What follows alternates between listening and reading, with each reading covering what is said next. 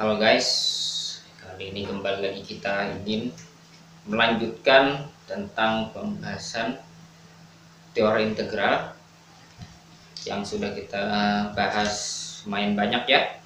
Sudah? Oke. Ini waktunya malam guys. Jadi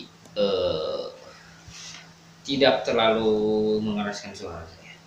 Oke, tanpa panjang kata lagi kita langsung saja lanjutkan 1 2 3 4. Beberapa fungsi penting. Ya, kita sudah masuk pembahasan baru yaitu beberapa fungsi penting. Definisi 51. Suatu fungsi f dari AB ke R disebut fungsi tangga. Nah, kita ingin belajar fungsi tangga. Apa itu fungsi tangga, guys? Jika terdapat koleksi interval tak tumpang tindih. Wah, tak tumpang tindih itu maksudnya gini guys, ya saya ilustrasikan saja ya. Ini misalnya garis bilangan, ini garis bilangan, kemudian ini ada interval gitu ya, begini. Nah kemudian ada interval lain, katakanlah misalnya warnanya biru misalnya. Nah ini tumpang tindih guys. Tumpang tindih ini ada irisannya di sini nih. Jadi interiornya itu, irisan interiornya tuh kosong gitu. Nah itu namanya tak tumpang tindih. Tapi kalau ada irisannya, nah misalnya begini nih. Nah ini tak tumpang tindih. Antara ini dengan ini itu tak tumpang tindih. Oke. Jadi itu. Atau misalnya begini. Ini terus ini. Nah dia beririsan di kedua titik ujung. Itu juga tak tumpang tindih termasuk ya, walaupun titik ujungnya itu beririsan. Itu tidak masalah, yang penting bagian isinya tidak beririsan, itu tetap dianggap sebagai tak tumpang tindih. Non overlapping istilahnya kalau dalam kalau dalam istilah bahasa internasional, bahasa Inggris gitu ya. Oke.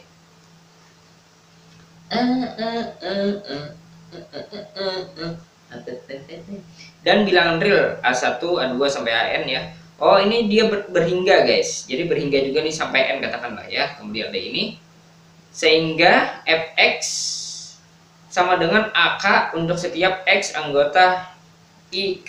Nah ini fungsi tangga ya. Jadi misalnya saya gambarkan aja seperti ini misalnya ya. Jadi grafiknya tuh ada begini, kemudian nanti ke sini, kemudian nanti misalnya di bawah sini ada gitu ya. Nah seperti itu. Jadi kayak tangga ininya ya, plak gitu ya. Nah kayak tangga bentuknya guys, garis-garis kayak gitu. Itu fungsi tangga tuh seperti itu. Mungkin kalian yang sudah belajar matematika, kalkulus mungkin sudah tidak asing lagi ya. Itu. Jadi Mamang tidak terlalu banyak menjelaskan lagi di sini. Oke, kita masuk ke lemma 5.2. Ini udah ya. Oke, siap.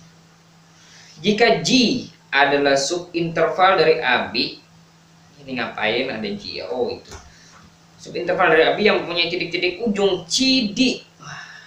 Ini salah satu contoh definisi yang sebenarnya berbelit-belit guys.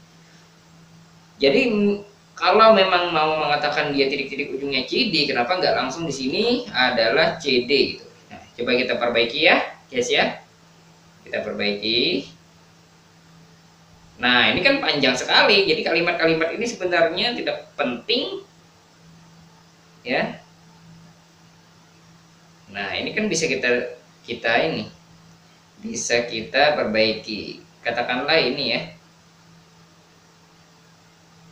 Nah langsung ini. Nah kan, atau begini saja. CD. Nah subset AB. Nah kan pendek ya. Jadi matematika itu kita berusaha mengefisienkan beberapa aspek gitu ya, supaya yang sederhana seperti itu memudahkan kita guys. Yang pertama baik dalam memahami, baik dalam mengingat, baik dalam mengaplikasikan atau membantu kita mempercepat menyelesaikan suatu pekerjaan gitu. Nah, itu salah satu tujuan matematika. Subset AB dengan, nah kan cantik ya, dengan C kurang dari D. Selesai. Nah, oke, siap. Dan itu, oh ya udah biar aja. Dan ada fungsi ini, ya, nah ini AB ke R. Rumusnya seperti ini guys. Kalau dia oh ada J kan, ini ganti lagi nih J-nya nih, J-nya ganti guys, karena J-nya udah hilang ya. Ini C D C D C D C D D C D C D D C D C D C D C D C C D C nyeu nyek muk mek muk muk mek mek mek mek. Oke, kita lanjut guys. Kita lanjut kepada ini. Dia sama dengan 1 kalau X-nya itu anggota CD. Kalau 0 tuh untuk X yang lainnya gitu ya. Nah, ini. Maka, ini yang pentingnya, makanya ini yang pentingnya guys. Maka dia katanya terintegral Riemann. Dengan integralnya itu namanya adalah B min A. Nah, ayo. Jadi seperti itu ya. Ini salah satu contoh fungsi penting yang terintegral Riemann ya. Sederhana sekali bukan? Sederhana tapi penting guys. Karena dari fungsi ini namanya fungsi karakteristik sebenarnya sih. Lebih kayak fungsi karakteristik guys. Tapi ini bukan kalau in terms of lebih ini fungsi karakteristik. Nanti akan digunakan untuk membangun fungsi sederhana biasanya. Kalau di Riemann, nah ini akan digunakan mungkin ya biasanya akan digunakan untuk membangun fungsi tangga yang tadi yang ingin kita bahas ini. Nah, ini dia. Oke, kita langsung. Oh, ini bukti dulu. Diambil sebarang epsilon positif, dipilih delta sebenarnya epsilon sehingga untuk setiap partisi bertanda bla bla bla bla dengan kurang dari delta, epsilon berakibat sebagai berikut. Yang pertama, J sama dengan CDD, ini masih ada J-nya ya. J-nya nggak penting nih sebenarnya ini. Oke, tapi biar saja J sama dengan CD dengan CD termasuk CD termasuk titik partisi P. Coba kita perbaiki deh. Nggak enak banget gua ini. Salah.